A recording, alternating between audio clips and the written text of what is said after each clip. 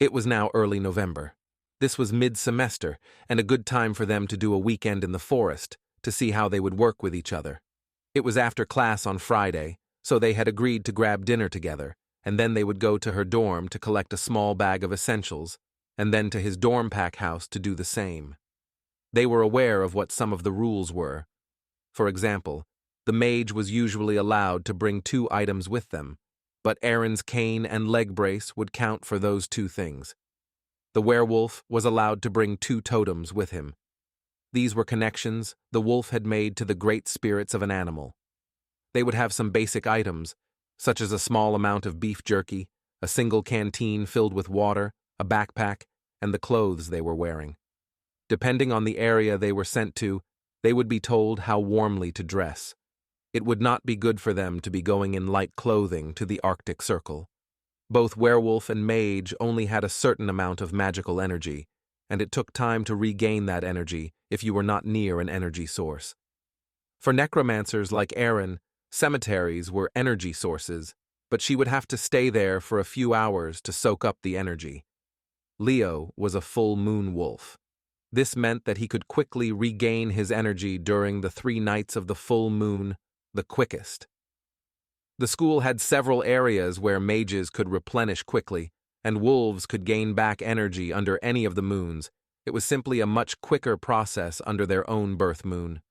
This was a part of what made werewolves so much stronger on average than a mage.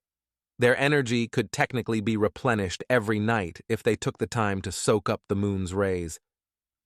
They had both made sure to replenish their magic energy, and were only going to take what they would normally be allowed to take. They would return to their dorms Sunday night. Erin dropped off her school stuff, grabbed a shower because it would be her last one for the weekend, and then changed into clothing that would be easier to move around in. She had bought some beef jerky for the weekend, and they were going to use her backpack. Leo had a canteen they could use for this adventure. When she was done, she exited the dorm, and Leo walked her over to the dorm pack house. She had never been over here and was kind of nervous about it. Leo could hear her heart begin to beat faster, and he could smell the anxiety on her. Don't worry. I think they have gotten used to you and aren't as judgy. He led her to the living room so that he could go grab a shower himself and grab his items. She heard someone sniff the air. Erin? Travis's familiar voice called out. Erin chuckled. In here, Travis. He left you here to go take a shower. Celeste groaned. We are doing our practice weekend. Oh, that makes more sense. What are your 2 items? Travis asked. My cane and my leg brace, unfortunately. She had become friends of a sort with Leo, Travis, and Celeste. Erin still tried to keep her distance with the wolves, and they knew it was due to how their kind viewed people like her. She didn't want to put them in a situation where they would have to choose because she was sure it wouldn't be her they chose. She was wrong about this, of course. Leo had to fight his urge to want to be around her and touching her all the time due to the mate bond, and she had fully won over Travis and Celeste. They would absolutely defend her if she needed defending. That seems unfair. Celeste wrinkled her nose. Those items for you are like if they told us that they had to remove one of our legs for the test. Erin shrugged. I hear that one of the other classes has 2 mages to 1 werewolf, and the mages are only able to take 1 item each and have to go at half power, so that it's fair to the other classes. I've heard the same, Travis replied. Have either of you done your practice weekends? Yeah. I have a pretty boy from Chicago. He's a city boy from a rich family and hasn't soaked up a single bit of wood lore from the class. Travis rolled his eyes. He seems to think I'm his personal servant and will be doing all the heavy lifting during the test. Do you know which totems you'll be bringing? Erin asked with a mischievous glint in her eye. Why, what are you thinking? Celeste asked. Cockroach or rattlesnake? Travis chuckled. I like cockroach a bit better, though, because then it's not just a potentially mean protector like the rattlesnake. Cockroach spirit would, of course, gross out someone like that. But they are resilient and would be able to help you find food and water. The shrieks of terror from him might be too much for your sensitive ears, though. Erin grinned. My partner is a former Girl Scout from Wisconsin. She has very specific ideals for camping and how to do so many different things I want to scream. She just won't listen to any other way of doing things. It's exhausting. Celeste groaned. Leo had finished his shower and had come down in time to hear about Travis's and Celeste's partners. So what am I going to find out about you? He teased. I'm sure a lot. My parents both taught high school science and loved the outdoors. So, we would go camping for vacation, and it was real camping with just tents, and catch fish for dinner, and all the different ways to build a fire. They did let me use matches to start the fire, but I still had to know how to build them and how to do it without matches. We just didn't have to do it that way every time. I just had to know how it was done. I also had to learn how to set snare traps. It's funny how I felt like I would never need to know how to do any of this, and now it might actually be needed. So, I'm not quite a former Girl Scout, but I do know how to fish and how to forage for edible plants. Leo, you're so lucky. Celeste complained. All mine. He chuckled. To Erin, he said, You ready to head out? He held out the canteen to her, and she set it in the backpack, and then nodded. Lead on, Leo. You probably know the forests a heck of a lot better than I do. This made the wolves all laugh. At the edge of the forest line, Leo stopped.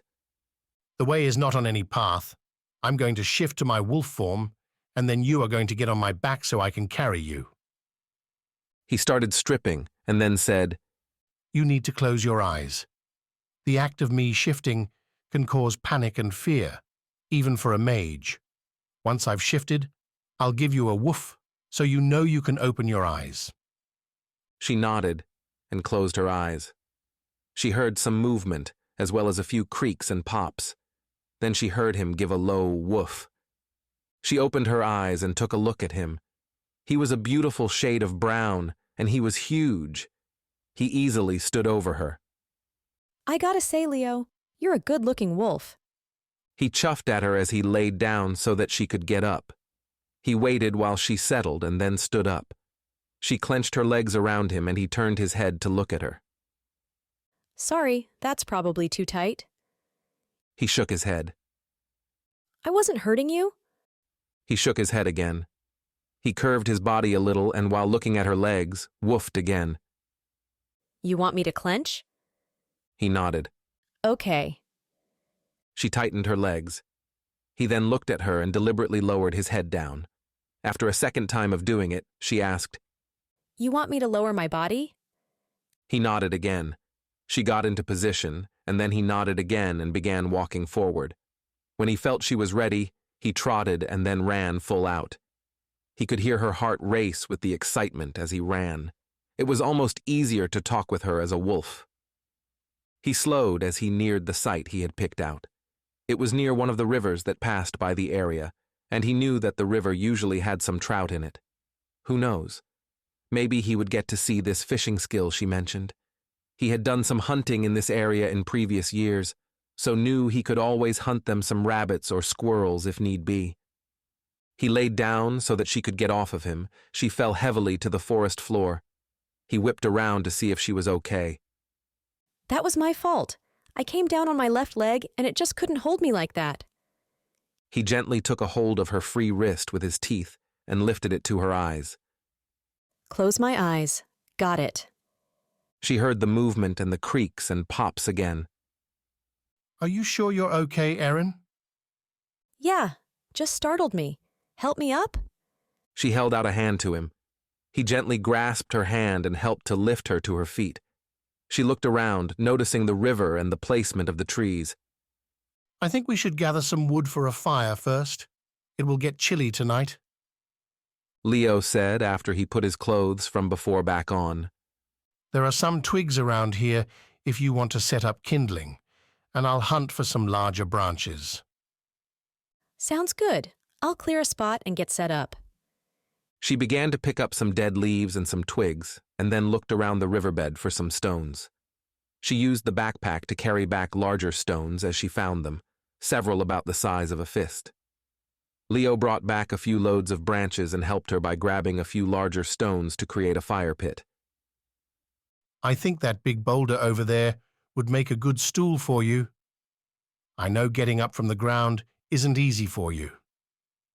You don't have to. It's fine. It's only the weekend, so it's not like I'm going to be drained and unable to do anything as a result. Here's the thing. I'm going to have to use my half form for this. I guess I don't understand the purpose of a half form. Erin admitted. So, each of our forms offer different advantages and disadvantages. No werewolf likes using their half form a lot, and I'll explain why in a bit. So, our human form gives us our intelligence and dexterity. We have a decent amount of strength and speed, but as you saw, our wolf form is far stronger and faster than our human form. As a wolf, we still have intelligence, but it isn't as great as our human forms, and we lose our dexterity and human speech. Our half form has greater speed, strength, and stamina than either of our forms. We maintain the dexterity of our human forms, but I'll be as dumb as a box of rocks, but I'll still be able to speak. Now, I say dumb, but I still have basic cognitive function. I would know that you are a friend, for example. I'll know that the reason I am in my half form is to move the boulder, but not why or where. You will need to direct me, and then let me know I can change back to my human form when I'm done. You'll see. It's a good exercise in case we have to do this during midterm or finals. He removed his shirt and then lowered his pants a little in the rear. She had just noticed that he had never put his sandals back on. It's for the tail. Nothing worse than being dumb and not knowing why your tail is all bunched up or how to free it. He blushed. Close your eyes. She did so, and heard some creaking and popping again. She peeked around her hands and saw that he was done shifting. He was taller than his human form by about 1.5 feet. His feet were wolf-like, and his hands were a strange combination of wolf and human. His brown fur covered what she could see of his body, and while his waist didn't get too much larger, his chest was much more lupine in shape. His face was the hardest to look at. His nose and mouth were lupine, but his eyes were more human. His ears were halfway between being a man's and a wolf's. They were pointed and higher on his head, but they were not where a wolf's ears would be. His half form was downright terrifying. He pointed at her, and his voice was growly and deeper. Erin.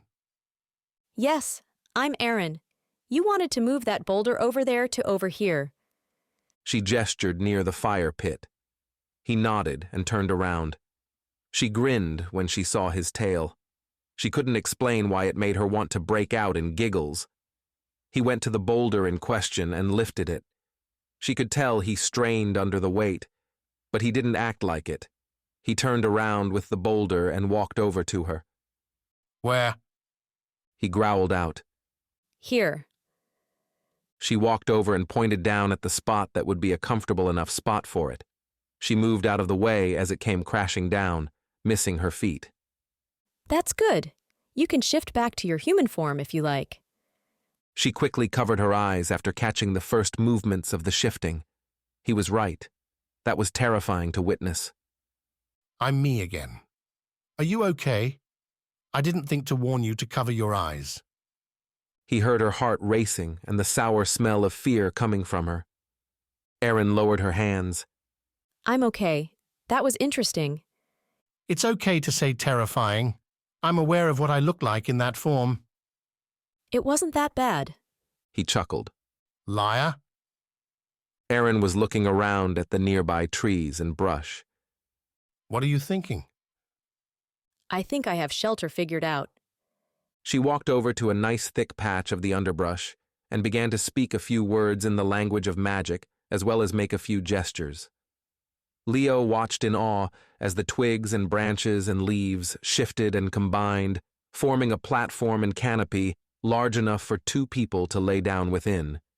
It was close enough to the fire that they would still have heat. The back of the enclosure was closed, so the breeze wouldn't just go right through, and was positioned so that the breeze wouldn't be coming in through the opened side.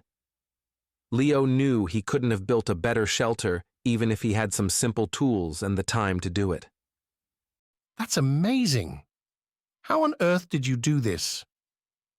Matter and life magic. My cousins showed me how I could use an image of what I want in my mind to help guide the spell work. She headed back into the surrounding forest.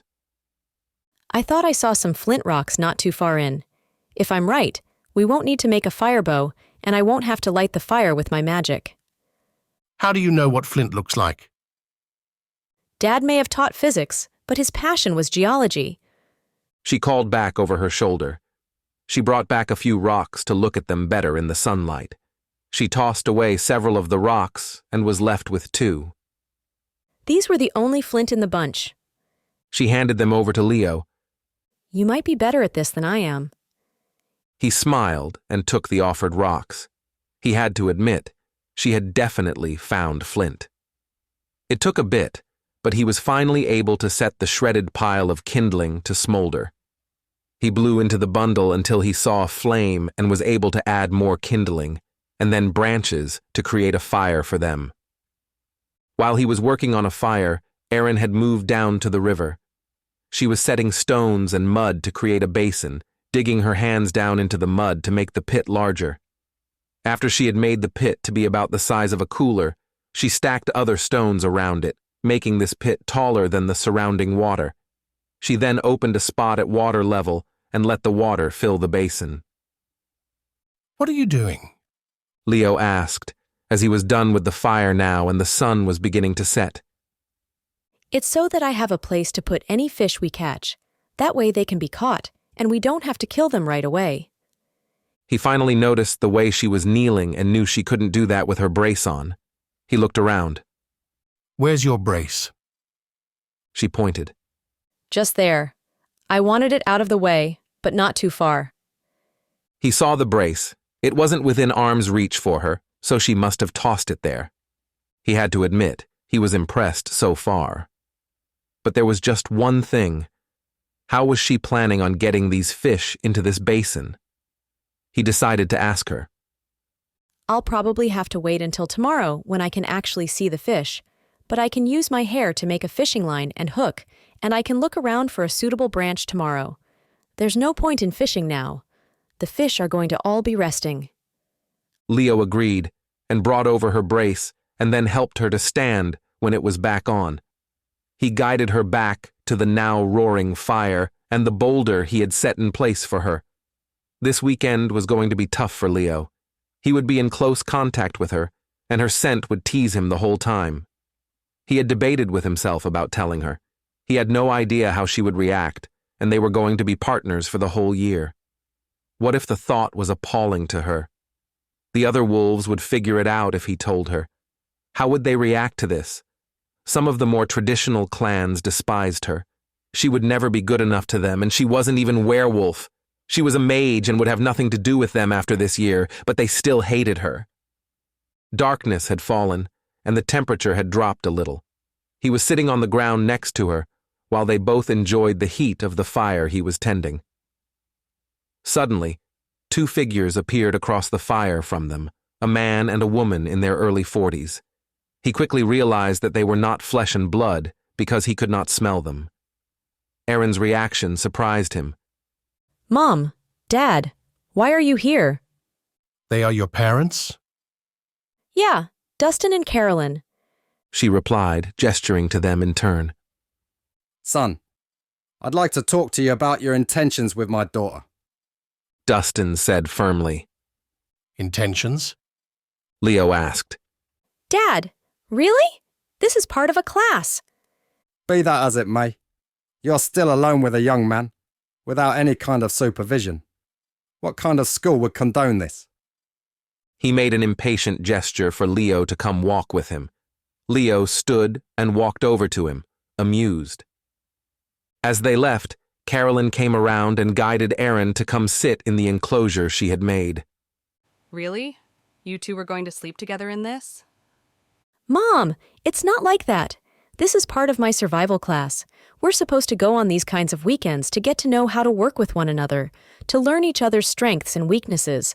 We will have to rely on each other to pass this class. And you couldn't have been paired with a female? She chided. Werewolves despise deformities or crippling injuries. Leo was the only one willing to work with me. On the other side of the encampment, Leo and Dustin were having their own talk. We have been watching you with our daughter. My wife can feel the emotions of others as well as to manipulate them. She has been sensing quite a bit of lust from you, son. So speak plainly. What are your intentions with my little girl? Leo was about to answer when Dustin interrupted. My path is of an oracle. So know that I will know if you lie to me. He warned, his voice cold. She's my mate. You're what? Werewolves can smell their mates. I knew that your daughter was my mate before I ever met her. I didn't know that she was a mage. It's completely unheard of. I was going to reject her, but I kept getting interrupted. I know there's a reason behind it. Does she know? No. I'm terrified of how she will respond. I have only been as a friend to her. I swear. I believe you. Dustin replied after a moment. He whipped his head towards his wife and daughter, and Leo looked over as well. Erin, honey, who else is out here with you two? Carolyn asked, suddenly alarmed. No one. Why? What's wrong? Erin could tell her mother's body language had changed. She was suddenly rigid, and her face showed alarm. There are 2 people coming this way, and they are filled with hate for you. She had stood up, and Erin stood with her looking into the tree line. Erin began to cast a few spells. The first was a circle of wards that would tell her when anyone crossed the line of warding. They would only give her about 25 yards of warning. Inside that ring, she set another spell. This would use her ability with shadows, an aspect of death magic, to become solid and entangle anyone that came past the wards. This she set just in the ring of cleared space, so that they would be able to see who was ensnared. It was when this was finished that Dustin had looked their way. What is it, my love? Dustin asked as he began to walk over to his girls. She relayed what she had told Erin. Dad, what can you see happening? Erin asked. At Leo's confused face, she explained. My dad has the Wraith gift to see possible futures with his gift of Oracle. My mom can sense the emotions of others, as well as to manipulate them. It's called keening. Dustin closed his eyes and held his hands out towards the forest. 2 wolves, large. Just a bit smaller in height than a pony. Typical grey colour you normally associate with wolves. I see them waiting until you're both asleep and then killing Erin and making it look like Leo did it. His hands balled into fists, and anyone could tell he was enraged. Even his features began to darken with his rage, becoming almost demonic as his shadow side began to surface. The shadow side of a wraith is much like the beast side of a werewolf. The shadow side is what people typically witness when there is an especially bad haunting. Leo's eyes began to glow as he readied himself to shift. Easy.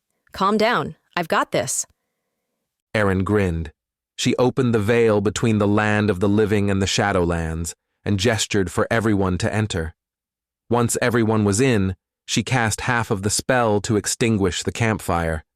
This did not actually extinguish the fire, but took it into an extra-dimensional space. The second half of the spell was to direct the fire somewhere else. She would not be able to cast another spell until this spell was finished, so the opening to the Shadowlands was still open. The way it had been opened was only viewable from one direction, so anyone coming at them from the front would not see the opening. We can speak, but it must be softly, or it will carry like a ghostly echo. Erin whispered to her parents and Leo. In the Shadowlands, the colors were muted. They tended to make everything look washed out, but not as bad as when Erin walked her crypt path. What is this place? Leo whispered. Shadowlands. Erin replied back, just as softly. Reminds me a little of the Umbra. He whispered back. Before Erin could ask about it, she felt her wards tripped. The werewolves wouldn't feel anything when they crossed the ward, but doing so made Erin shiver that told her it had been tripped. They crossed the ward I set. No more talking. She cautioned. It was several more minutes before they could begin to see the reflective eyes of two werewolves in wolf form. Erin could suddenly feel a boost of confidence and realized quickly it was coming from her mom. She was influencing the two werewolves into a false sense of confidence. They both stepped over the second spell at the same time. Thick tentacle-like shadows wrapped around the two wolves, holding them in place. They growled and struggled against the shadows holding them, even trying to snap at them. Erin stepped out of the Shadowlands, as did the others, and she cast the second half of the fire spell, reigniting the campfire. The extra light caused the shadows holding the two wolves to become darker and stronger, because the brightest light caused the darkest shadows. With everyone clear of the Shadowlands, she closed the opening because it isn't good to leave such an opening unattended. Who are they? Erin asked Leo. Leo went over and gave them both a sniff. Enya and Ramos. They are a mated pair from one of the more barbaric packs of the north. Silver Moon is the pack name, I think. Can you hold them while I go get one of the werewolf teachers? Yes. This spell will hold for about 3 hours unassisted. I'll be quick then. We will stay with her as well, Dustin added. Leo nodded and quickly began removing his outer clothing. Carolyn quickly covered her daughter's eyes from seeing a boy so naked. It made Leo grin as he leapt forward. Before his front limbs could touch the ground, he had already shifted into his wolf form and was already running back toward the school. He was aware of the kind of spell that Erin had cast, and it could only be triggered the one time. It had been fortunate that they had both triggered it at the same time, though knowing mages, wondered if it had been part of the spell. The werewolf teachers had their own pack house near where the wolves all stayed. Werewolves could get rowdy, so they stayed near in case any fights broke out. Leo shifted back to his human form and knocked loudly on the door. Mr. Twinning opened the door and Leo quickly explained. He called back in the house for Ms. Klein. He quickly reiterated what Leo had told him. They both stripped down to their own spelled garments and shifted. Leo shifted as well. This way? He said through the mind link. The two teachers let him have point as he led them back to the campsite. Ms. Klein was pure white and was the smallest of the wolf types, a new moon wolf. Mr. Twinning was large like Leo and was also a full moon wolf. He was a gray wolf, similar in coloring to the two that had attacked the camp. As he neared the camp, he howled to let Erin know he was coming. As the three wolves cleared the tree line, Erin chuckled. Yeah, my mom told me you were coming. Besides, my ward is still active. Though to be fair, with how quickly you all move, it doesn't give me much warning. He looked at Erin and then lowered himself to the forest floor and covered his face with his paws. Oh, okay. I'll cover my eyes so you can all shift. She covered her eyes and heard the telltale creaking and popping as the three werewolves shifted to their human forms. She was surprised to see Mr. Twinning and Ms. Klein. She didn't have any classes with Ms. Klein. She only taught werewolf classes. Just as a werewolf couldn't learn mage magic, a mage could not learn werewolf magic. You may lift your spell, Miss Blackwell. Ms. Klein said. We will handle them. How did you know their intentions, Miss Blackwell? Mr. Twinning asked as Erin released the spell. When she did, Ms. Klein called one of her spirit totems, the grizzly bear. The bear roared and slammed the two wolves onto the ground so that they could not try and run away. My parents told me, sir. My dad is an oracle and my mom is a banshee. At Leo's confused look, she explained, Keening is the name of the gift. Banshee is the name of the type of wraith. Where are they? Mr. Twinning asked. Her parents had retreated to the Shadowlands when the three wolves burst through the tree line, just in case there was a problem, so that they could help her without anyone seeing them. They stepped out from the Shadowlands. As wraiths, they could move back and forth between the land of the living and the Shadowlands. This is part of how normal people don't tend to see the dead. We are here. Dustin replied as they appeared. I am Dustin Blackwell, and this is my wife, Carolyn. Ms. Klein nodded to Mr. Twinning, who took over, keeping the mated couple in line. She walked over towards the two wraiths. I am a new moon wolf. My were-magic abilities are closest to a necromancer's abilities. I am familiar with both of your abilities. I need you to come with me away from the fire a bit so that I can lead the three of us in a ritual so that I can see what you both saw or sensed. She looked over to Erin. I promise it will not harm them. Leo added some more wood to the fire and then guided Erin to take a seat with him in the shelter she had made for them. Erin looked over to her parents with Ms. Klein. She could hear some sing-song kind of language as she drew sigils on the ground around her parents and then around herself. When she was finished, she directed them each to take one of her hands. The three of them began to glow like the moon. What is she doing? Erin asked. It's a new moon wolf specialty. It's not a gift that comes easy to me, a full moon wolf. They can gain memories from the dead. They use the sigils to specify a time frame that the memory occurred. Luckily, we have a very short time frame to deal with, so it won't take her long to find the correct memories. What will happen to Enya and Ramos? I can't be certain. Werewolf laws can vary from pack to pack, but this also happened at the school, so I don't know if this will fall under mage law, or were law, or a combination of both. Mr. Twinning interrupted them. This will be handled by were-law. 2 werewolves intended to kill a mage and blame it on another wolf. It is unforgivable. His voice came out more as a growl. I don't understand how they would have been able to get away with this. Don't you all have these awesome senses of smell? Erin asked. Mr. Twinning held out a bottle of liquid. I found this on them. It's a scent neutralizer, and would have made it, so we wouldn't have been able to find any traces of them. By this time, Ms. Klein had finished with Dustin and Carolyn. Leo and Erin are telling the truth. I have seen everything through her parents' eyes, including what they saw and felt through their gifts. I am sorry your trial run was interrupted. I see that you already work well together. Unfortunately, it must be cut short. We will need you both to come back to the main administrative building, so we can all fill in the deans of both the werewolf students and the mage students. I will also need to contact their Alpha and Council of Elders, your Alpha and Council of Elders, as well as Erin's uncle.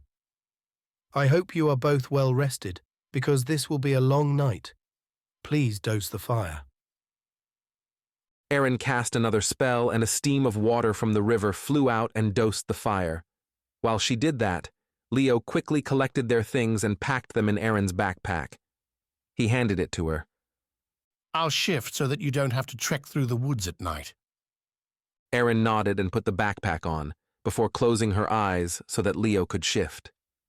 After the creaking and popping was finished, she got into place on his back. He only walked, because the teachers both had to stay in human forms as they guided the students back to the administrative building. Hey everyone, hope you loved the video. Don't forget to give it a thumbs up, hit subscribe for more awesome sci-fi content. You can also support us by hitting the thanks button at the bottom of the video. Your generosity goes a long way. Every bit helps us bring you more stories from the stars. Thanks a bunch.